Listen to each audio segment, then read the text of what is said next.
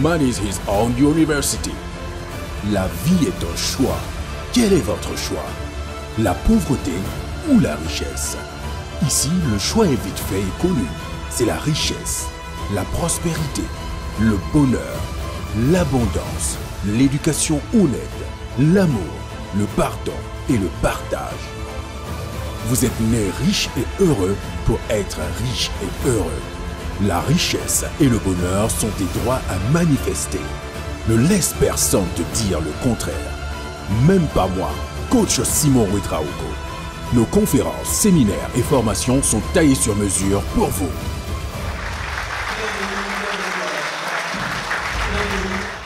Mesdames et messieurs, bonjour, bonjour encore une fois. Et soyez les bienvenus dans cette chaîne, chaîne de l'énergie, chaîne de la pensée positive. Aujourd'hui, on va vous donner encore des pistes parce que récemment, lors de mes cours d'égyptologie, avec l'éminent professeur d'égyptologie, je dirais, qui est ici même à un rang africain, parce que sur le plan africain, je pense qu'il a son mot à dire dans ce qui concerne les études en égyptologie. Bon, de son vivant bien sûr, il est toujours vivant. Donc, là-bas, j'ai appris beaucoup et je me rappelle que lors de nos échanges, en tout cas, il a démontré par A plus B comment et pourquoi on doit vraiment bosser. C'est pourquoi dans cette vidéo, moi je viens vous donner des informations, des pistes. Parce que lorsqu'on te donne les... Et puis lui, il a dit que quand tu expliques quelque chose et que la personne ne dit pas, c'est qu'il n'a pas encore compris. Parce que s'il est là, il fait comme ça. Il ne comprend pas. Il faut qu'il dise Donc, tout ce que nous, on vous enseigne, normalement, ça doit être dit c'est-à-dire tu sors chez toi, tu vois les choses. Donc, ici, moi, je veux que les étudiants, tous les élèves, tout le monde, je vais vous dire que je viens de comprendre. Je comprenais parce que j'ai donné des enseignements en métaphysique depuis 2017. J'arrivais à faire des maths vivantes. Mais ces maths ont été vraiment multipliées par 10 ou par 20 lors de ma sortie des cours récents en égyptologie. C'est une introduction, on a appris beaucoup. Donc, ici, pourquoi la majorité, je dis bien la majorité des professeurs de maths PC sont pauvres en Afrique? Voici le thème. Pourquoi la majorité des professeurs de physique, chimie, les professeurs de mathématiques, généralement ça ne va pas ce jeu en Afrique? Pourquoi? Je vais vous expliquer. Avant de dire pourquoi c'est comme ça, allons-y écouter Confucius, un grand maître. C'est-à-dire quand on dit que c'est un maître, c'est-à-dire c'est l'illumination morale et spirituelle en fait. Confucius a dit: When words lose their meaning, people lose their freedom. Quand les mots perdent leur définition, les gens perdent les libertés. C'est-à-dire, si tu ne sais même pas ce que ça veut dire vraiment, le mot papa ou le mot maman, ou du moins si tu ne sais pas ce qu'est la vraie définition du mot politique, bon, tu vas croire que tu es dans ça, tu te perds. Et ce même maître a ajouté que the real knowledge is to know the extent of one ignorance. The real knowledge is to know the extent of one ignorance. La vraie connaissance, c'est de connaître l'ampleur de l'ignorance de quelqu'un. C'est-à-dire, si tu vois à quel point le gars il ignore, vous voyez qu'à ce moment, toi tu comprends. C'est-à-dire, tu regardes, tu sais qu'il ne sait pas. Et une autre citation encore dit qu'il est très difficile de libérer un prisonnier qui ignore qu'il est en prison. Lorsqu'un prisonnier ne sait même pas que lui il est en prison et que tu tentes de libérer ce prisonnier, vous voyez un peu que c'est comme un combat perdu d'avance. C'est pourquoi je vous dis, je comprenais les principes parce que je vous ai dit que je suis un drop-out. Nous, on n'a pas quitté l'école pour rien parce que moi, je ne peux pas continuer de faire des choses que je ne comprends pas. Il y a des gens, ils ont oublié à l'école.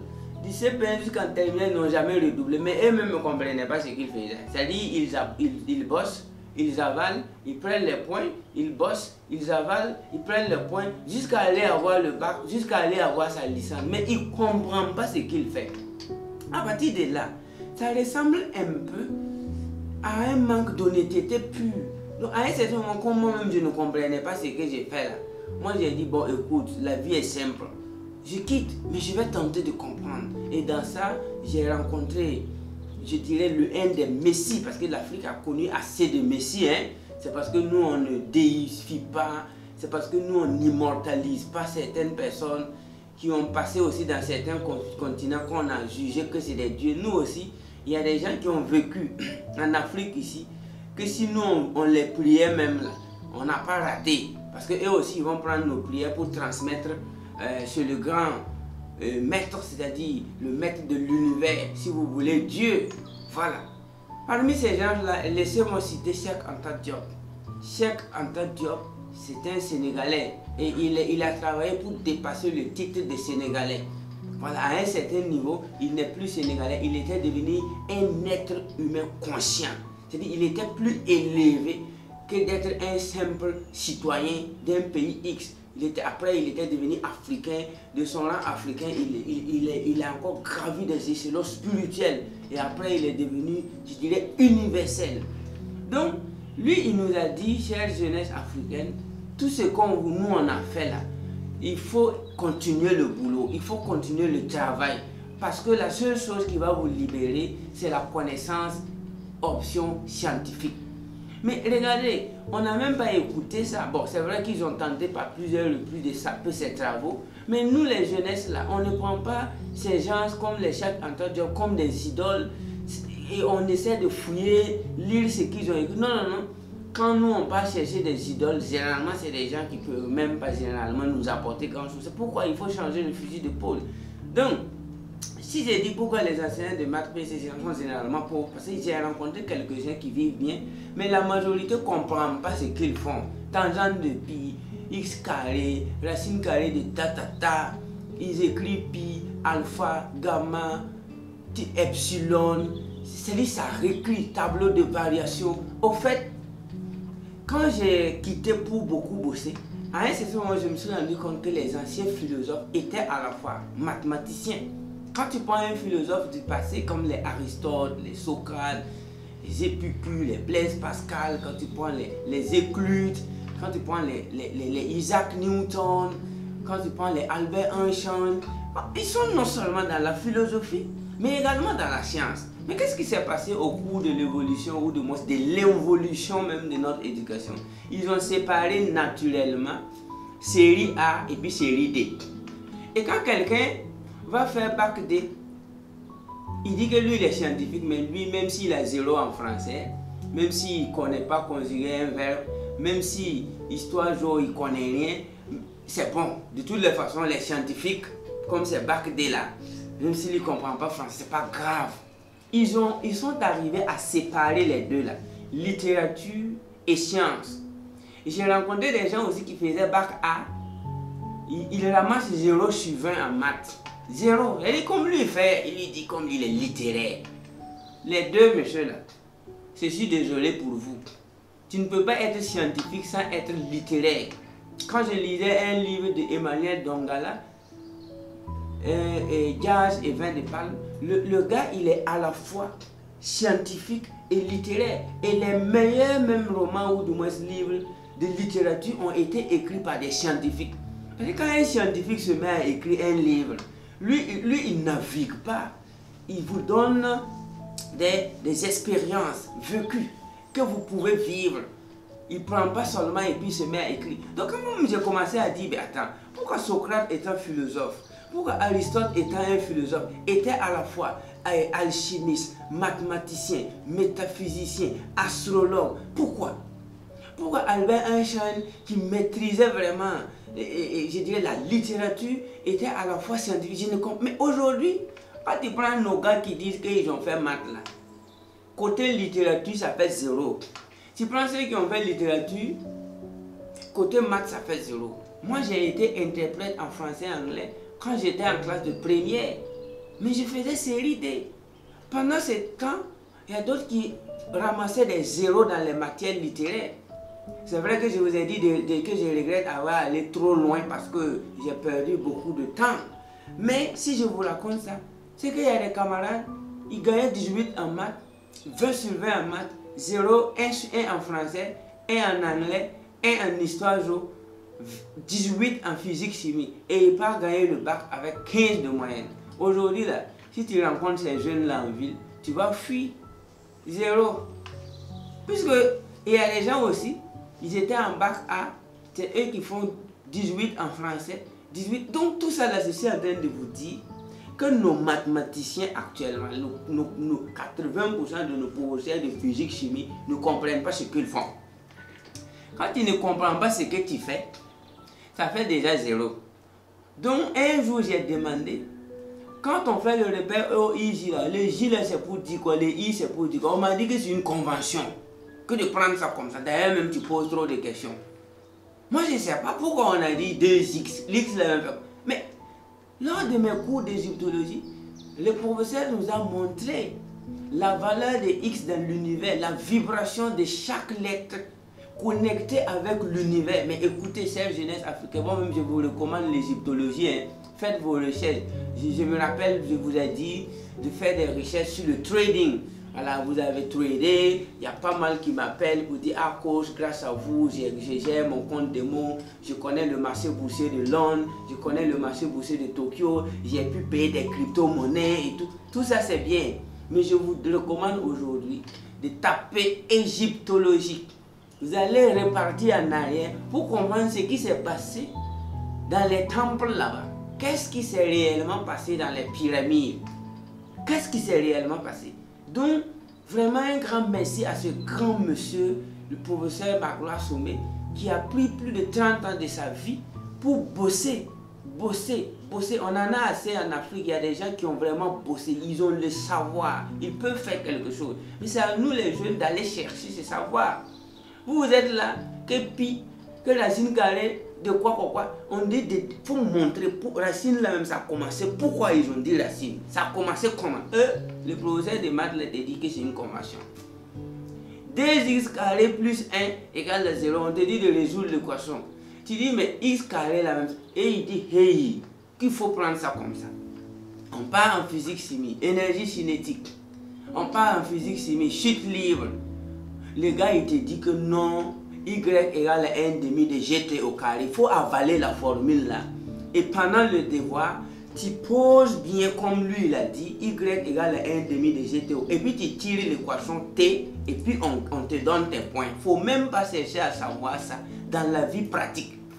Avec ces raisonnements, avec ce cafouillis, vous allez inventer quoi? Avec ce désordre là, vous allez créer quoi? Avec cette incompréhension de ce que vous faites là. Mais attendez, qu'est-ce que vous allez faire de façon concrète? Les applications, quand vous dites qu'on veut créer une application affine, mais ça se trouve dans les ordinateurs, non? Les gars utilisent ça sur le terrain, les pixels. Quand tu prends même le trading, tu ouvres une plateforme MetaTrader 4, tu vas voir on parle de Fibonacci.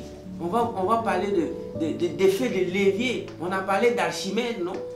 Donnez-moi un effet de levier et je vous soulève la planète. Mais on utilise ça dans le trading pour avoir des milliards.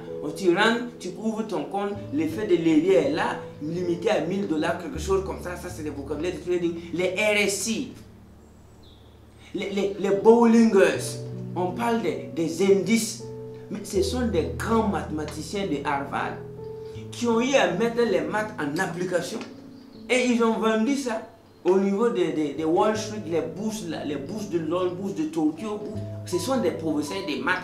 Tu vois toujours un professeur de maths a découvert tel truc, résistance, et puis on met dans le marché boursier et les gens essaient de trader avec, et la courbe ça monte, ça descend, c'est des chiffres.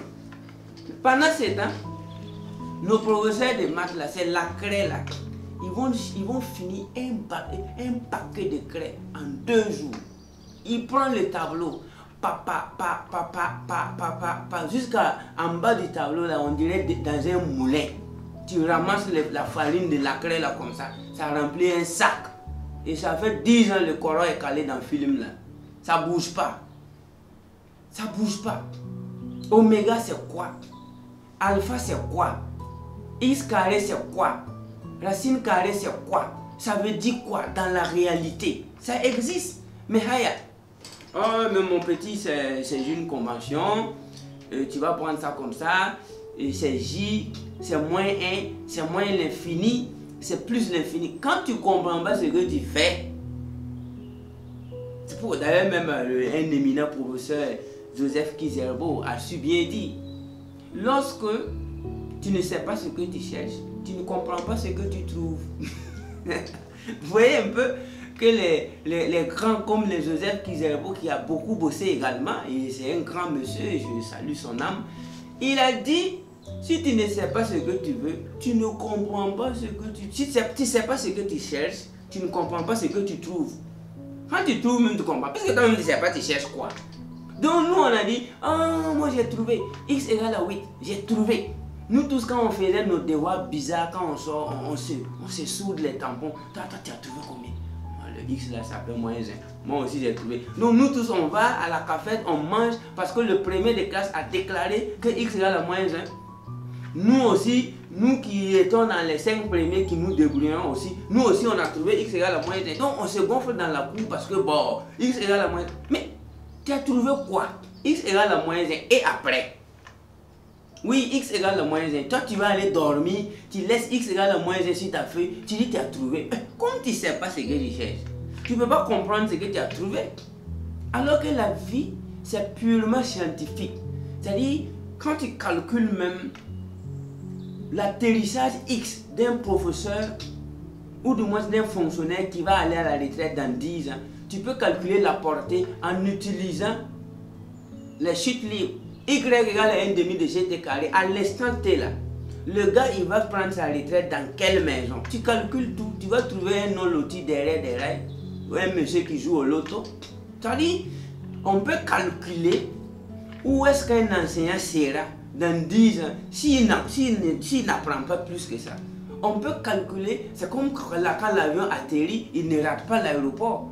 Les gars utilisent les maths, les physiques chimie, pour que l'avion puisse atterrir à un point T, à l'instant T, dans un aéroport. Pendant ce temps, nous on est calé dans un tableau noir, avec de la craie, E égale à MC au carré, Z égale à 1 demi de quoi, ZI, trigonométrie. Écoutez, il est temps que vous contactez les gars que j'ai cités là. Il faut contacter les check entre job. Il faut contacter les professeurs. Il y a Théophile, pour le professeur Théophile. Il faut contacter les gars comme les professeurs Magoula Chomé. Ils vont vous expliquer ce que vous faites. Parce que vous allez faire ça là pendant 100 ans. Vos étudiants ne vont pas réussir comme il se doit. Et vous-même encore, vous allez vous fatiguer pour rien. Donc il est temps pour que si vous voulez vraiment savoir ce que vous faites à l'école, il faut aller vous questionner. Pourquoi ils ont dit ça que c'est X? Pourquoi ils ont dit que c'est Y? You know, tu vas beau avoir un DEA ou un master en maths. Tout ce que tu peux faire, c'est de revenir faire cours à domicile. Alors que, écoutez, depuis que je suis tombé amoureux des maths, il arrive des moments où je calcule l'avenir même de la nation. Hein. J'arrive à prendre mon bic. Il dit bon, le pays là, avec son indice de développement humain, son PIB, son PIB, et puis il y a le produit intérieur brut là, il y a le PNB, le produit national brut. Donc je calcule tout, plus la population, je trouve quelque chose sur ma table, concret. Si ça continue comme ça, voilà, toi ton salaire là, ça fait 300 000 le mois, mathématiquement. Regardez-moi des professeurs de maths qui n'arrivent même pas à calculer leur propre vie dans 20 ans. Oui, il est professeur de maths, il peut calculer 20 tableaux, c'est-à-dire souvent il y a des tableaux qui sont divisés 1, 2, 3, il calcule tout, il trouve. Mais il a oublié que lui-même, s'il allait calculer, si tu continues d'avoir 300 000 ou 100 000 ou 200 000, alors que tu as une femme et 5 enfants, si tu vas faire maths sur eux là, ma femme prend 100 000, moi-même je prends 100, je partage les 100 avec mes enfants. Dans 10 ans, est-ce que mes enfants pourront aller même dans une bonne école? Ça, c'est des mathématiques aussi, non?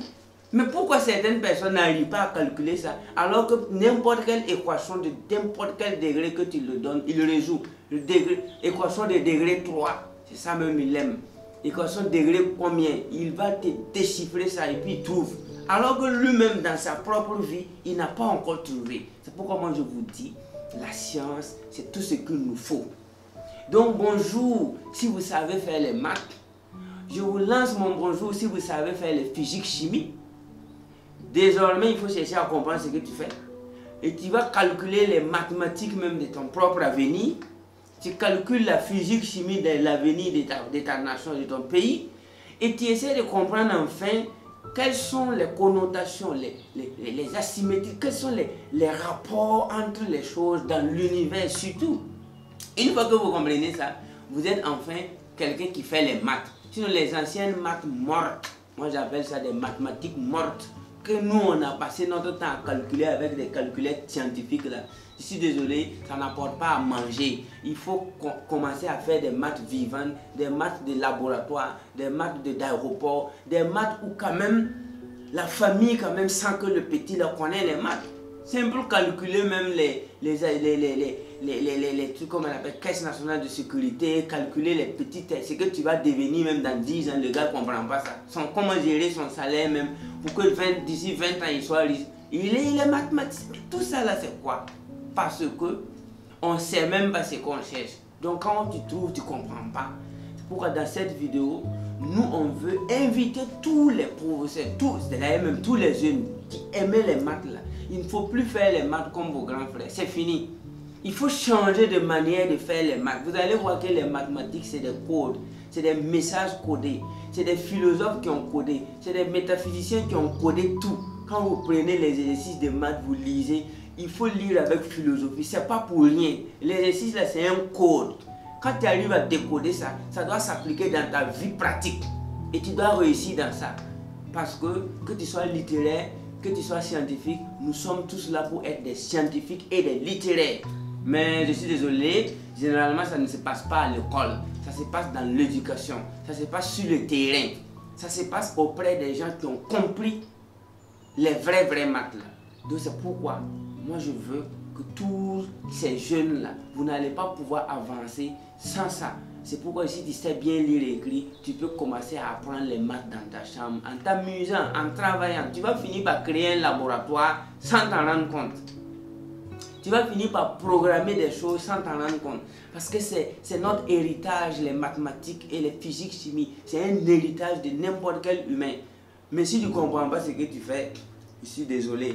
Donc merci à tous ces professeurs d'égyptologie, merci à tous ces grands chercheurs qui ont travaillé dur. Et pour votre information, selon le professeur, Cheikh Anta Diop même n'a même pas eu la permission, ou du moins il a eu l'interdiction d'enseigner ce qu'il connaissait à l'université au Sénégal là-bas. Mais il touchait son salaire. Pourquoi on ne voulait pas qu'ils enseignent? Parce qu'avec eux, tu vas comprendre ce que tu fais.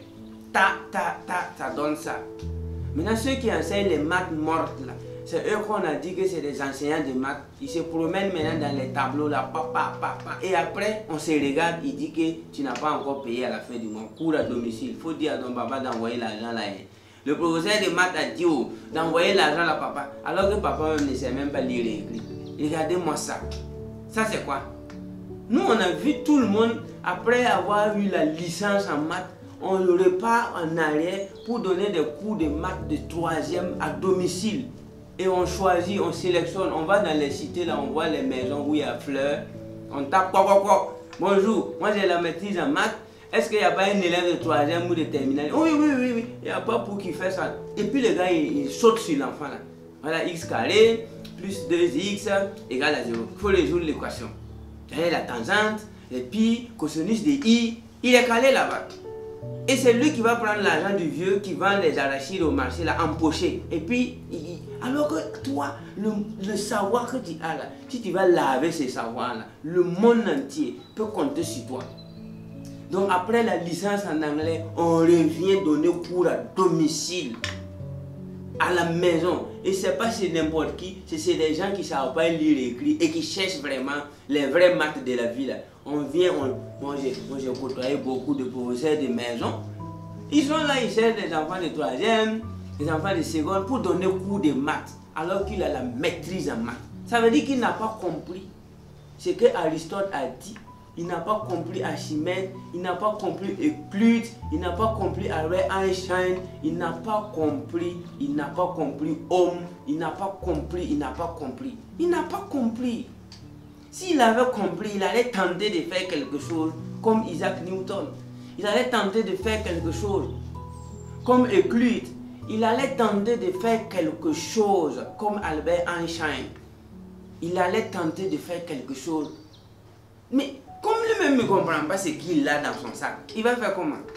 Il va repartir chercher les enfants de 3e là, chicoter avec, et puis il prend son argent pour manger. Donc, écoutez, ce savoir que vous avez là, vous devez vous poser des questions. Pourquoi je n'avance pas avec? Et avec cette question, l'honnêteté spirituelle, l'honnêteté mentale, l'honnêteté intellectuelle va vous pousser à enfin pouvoir mettre ce savoir en application pour l'avenir de vos propres familles, pour l'avenir de tout un continent, pour l'avenir du monde. Parce que si c'est le savoir, je suis très content de vous informer que les Africains, quand ils décident de connaître, ils vont au-delà même de la connaissance. C'est des gars, quand ils sont déterminés à apprendre quelque chose, ils vont à fond. Donc, je suis content de savoir qu'il y a assez de jeunes Africains qui s'intéressent à la science. Mais il ne faut pas se laisser détourner. Parce que si tu n'appliques pas ce que tu apprends, bon, ça ne veut rien dire.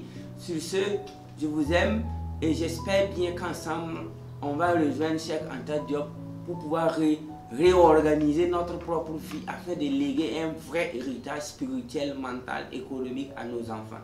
Merci à tout le monde. Merci.